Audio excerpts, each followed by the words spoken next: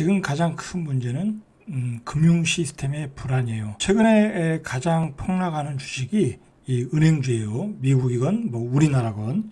자, 우리나라 지금 4대 은행, KB, 뭐 신한, 그다음에 우리, 그런 4대 하나금융.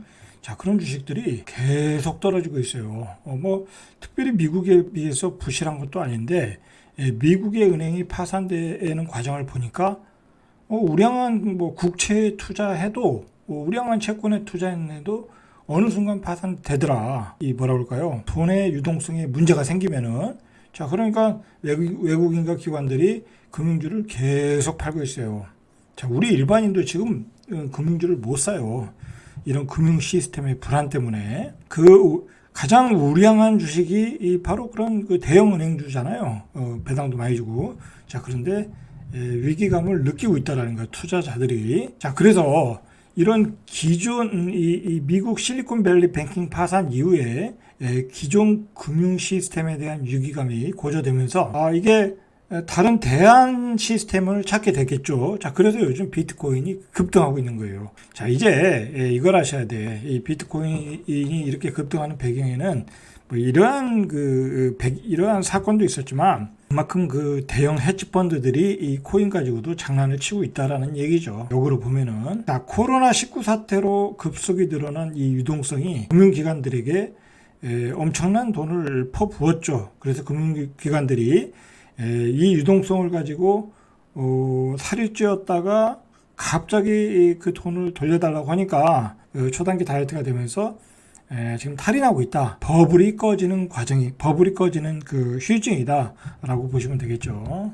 이게 예전과 지금의 차이가 뭐냐면, 예전에는 이제 그 금융기관들이 투자한 상품, 그죠? 서브프라임 모기지에서 이제 문제가 터졌는데, 이번에 이번에 금융위기, 아직은 뭐 금융위기는 아니지만 어떤 금융위기의 징후로 볼 때는 은행이 그냥 그 자체가 파산이 되는 거야. 예전에 그 AIG, 뭐 베어스턴, 리먼 브라더스, 자, 그런 데는 이제 모기지, 서브프라임 모기지가 문제가 돼서 그 은행이 이제 파산한 건데, 이건 그냥 은행 자체가 날아가 버리는 거야. 세계의 금융주가 다 폭락을 하고 있는 거예요, 지금. 금융의 위기, 돈의 위기, 이렇게 위기가 확산되고 있다라는 거야. 자, 그래서 이게 심각한 거예요, 심각한 거야. 사태가 이번에는 다르다라고 얘기하는데 그렇지가 않아. 그리고 많은 그 미국의 그 뭐랄까 대표적인 투자은행의 CEO들이 다 위기라고 얘기를 하잖아. 위기라고 안 하는 데는 대한민국 전문가들밖에 없어. 우리는 위기에 대응을 해야 돼요. 실제로 그 징후를 가장 잘 알 수 있는 것은 주식이야. 뭐 금융주들이 계속 폭락하잖아. 그러니까 이제 미국의 위기가 금융위기가 터졌다고 보고, 우리가 그냥 이렇게 무사히 지나가기가 쉽진 않겠죠? 그죠? 우리도 어딘가에서 터질 수 있겠죠? 그러니까 금융주들이 폭락하는 거고. 자, 이제 그 우리의 약한 고리는 부동산 PF라고 이야기를 하고 있는 거예요. 자, 그게 오늘의 주제는 이제 그 미국의 위기와 우리 부동산의 PF와 어떤 연결고리를 찾아보는데 좀 의미가 있을 것 같아요. 여러분, 계속 제가 요즘 그런 금융위기의 조짐들, 시그널, 이벤트들, 자, 그런 것들을 모아서 여러분들한테 이렇게 정리해서 알려드리는 거거든요. 여러분들 이런 내용 어디서 이렇게 쉽게 못 들어요. 절대 주류 경제학자들이 얘기하는 것도 아니고, 그리고 뭐 부동산 전문가라는 사람들도 이런 얘기 잘 안 해요. 잘 모르니까. 그리고 이 방송으로 이게 설명하기가 보통 어려운 게 아니거든요. 뭐 저도 굉장히 공부를 많이 하고 이야기를 해드리는 거예요. 공부도 많이 하지만 생각을 많이 해야 이게 정확하게 여러분들한테 전달해 줄 수 있는 것 같아요. 어떤 그 사건의 의미를. 자, 보세요. 오늘 나온 얘기가 뭐냐면, 미국의 상업용 부동산 대출로 7천조 원이 나갔다고 그래요. 그럼 이거 몇 조야? 몇 조 달러 되겠죠? 뭐 최소한 6조 달러? 뭐 그 정도 되지 않겠어요? 7천조 원이 상업용 부동산 대출 나갔다라는 거예요. 그러니까 주로 이제 뭐 이제 큰 빌딩 같은 거죠. 그죠? 상업용 부동산이라는 건 업무용 오피스 아니면 말 그대로 우리나라로 보면 부동산 PF 뭐 그런 거겠죠. 자, 근데 이게 지금 나온 얘기가 이게 그러니까 사건이 터지면 줄줄이 나오는 거야. 자, 금융시장, 미국 금융시장의 제2의 내관이 될 수 있다라는 거야.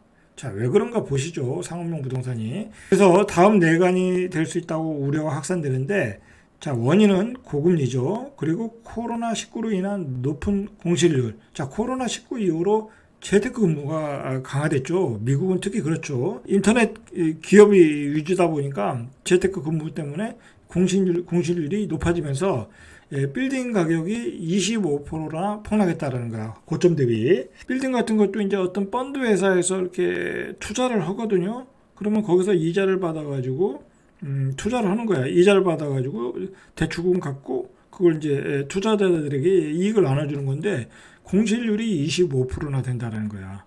자, 그런데 이 문제는 뭐냐면 이 CRE 대출, 상업부동산용 대출의 70%를 담당하는 게 중소은행이라는 거야. 제가 최근에 한 방송에서 그 퍼스트 리퍼블릭 뱅크 그 은행들의 굉장히 그 구제 금융 받은 얘기를 해드렸잖아요.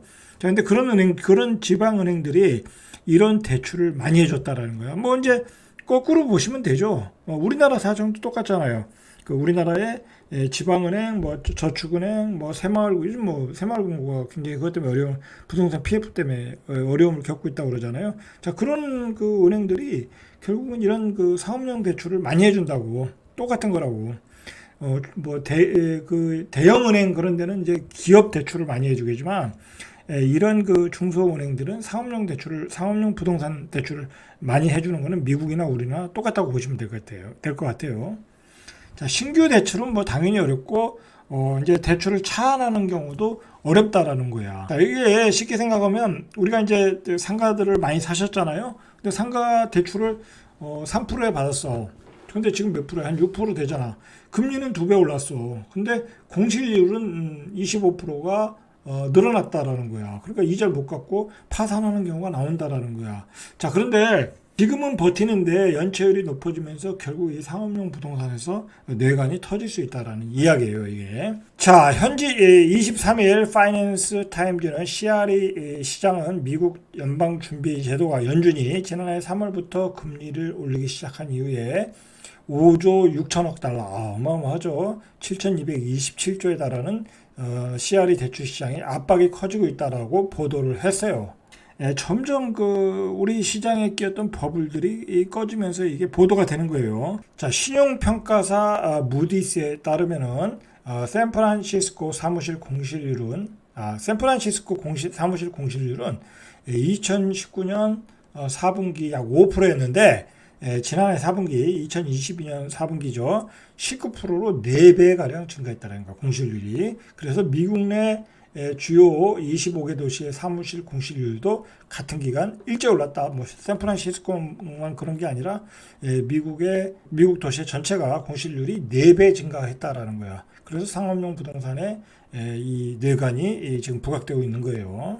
빌딩 세입자를 구하지 못해서 미국 상업용 부동산 가격은 1년 전보다 25%나 폭락을 했고, 캐나다 자산운용사 블록필드는 지난달 미국 LA에 있는 프라임 타워 2개와 관련된 7억 3,400만 달러의 대출에 디폴트를 선언했다라는 거야. 이런 게 디폴트가 많이 나오면 결국은 이제 그 은행이 부실해지고 이제 그 은행이 파산하게 되는 거죠.